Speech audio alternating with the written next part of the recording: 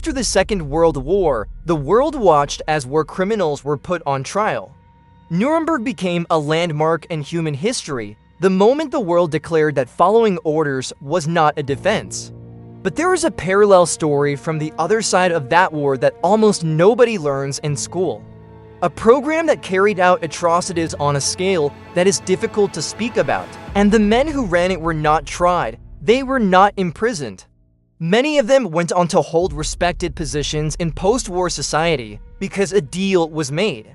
Stay with me, because the reasoning behind that deal is the part that should trouble you most, and it says something uncomfortable about how the post-war world was built.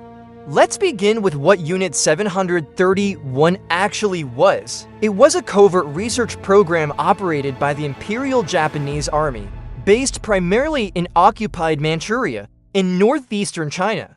Officially, it was described as a water purification department. In reality, it was a biological and chemical weapons research facility. The research was conducted on human beings, prisoners, Chinese civilians, and prisoners of war alongside Koreans, Mongolians, Russians, and others. I am not going to describe what was done to them in detail, and I want to be clear about why. It serves no purpose here beyond distress. What matters is the nature of it. People were deliberately infected with lethal diseases so that the progression could be studied. They were subjected to experiments involving extreme conditions. They were used to test weapons. Almost nobody who entered survived. The staff had a term for the prisoners. They called them logs. That single detail tells you everything about the mindset required to do this work daily. The scale is disputed and difficult to establish precisely, but historians estimate thousands died inside the facilities, with far greater numbers killed in the field when biological weapons were deployed against Chinese towns and cities. That's the program. Now here's what happened afterward, and this is the part that turns a horror story into something more complicated. When Japan surrendered, the personnel destroyed as much evidence as they could. Facilities were demolished. Documents were burned. Remaining prisoners were killed, but the research data survived, and the men who produced it were alive.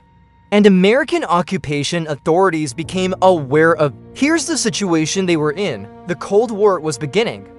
The United States had its own biological weapons program, and it had never conducted human experimentation.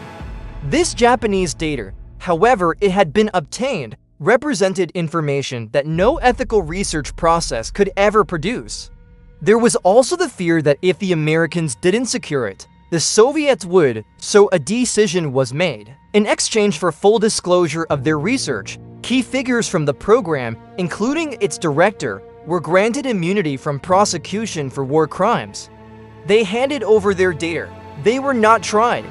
And many of them returned to ordinary professional life in Japan, some holding senior positions in medicine, academia, and industry in the decades that followed. Now let's sit with what that actually means. At the very moment the Allied powers were establishing at Nuremberg that human experimentation was an unforgivable crime, prosecuting doctors for exactly this category of offense, a parallel arrangement was granting immunity to people who had done comparable things because their results were considered useful. Both things happened in roughly the same period. Both were decisions made by the victorious powers, and only one of them was public. The Soviets did prosecute some Japanese personnel who fell into their hands at trials held in 1949, but those proceedings were widely dismissed in the West at the time as propaganda, which meant the information they surfaced was largely ignored for decades. The full picture only became clear much later, as documents were declassified and researchers pieced it together. For a long time, the victims of Unit 731 had no acknowledgement at all. So here's a question worth actually thinking about, because it's not rhetorical. Was the data even useful? And the honest historical assessment is that much of it was of limited scientific value. Experiments conducted without proper controls, on starved and abused subjects, by researchers operating outside any methodological rigor, tend to produce results that are difficult to apply. Various analyses since have concluded that the intelligence gained was far less valuable than anticipated, which makes the bargain worse, not better. Immunity was granted for information that largely didn't deliver, but even if it had been scientifically gold, the deeper question remains. That's the ethical problem that has haunted this subject ever since, and it extends beyond this single case. There's a broader debate in medicine about whether data obtained through atrocity should ever be used, even to save lives. Some argue that refusing to use it means the victims suffered for nothing. Others argue that using it makes the research retroactively productive and creates an incentive structure that should never exist. There's no comfortable answer.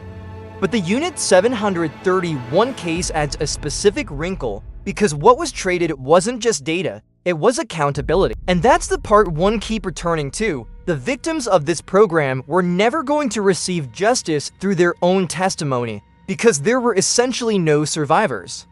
Their only possible route to justice was a trial.